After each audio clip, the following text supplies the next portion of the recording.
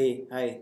We all know gradient descent works under the hood to compute the optimum weights for your best fit line in linear regression. There are multiple variants of gradient descent. One of them is batch gradient descent and the other is stochastic gradient descent. Batch gradient descent considers all your samples at once for making a weight update, whereas stochastic gradient descent picks up a random sample and then uses that for weight update. In this visualization, I aim to explain these two concepts using Matplotlib. I hope you all like it.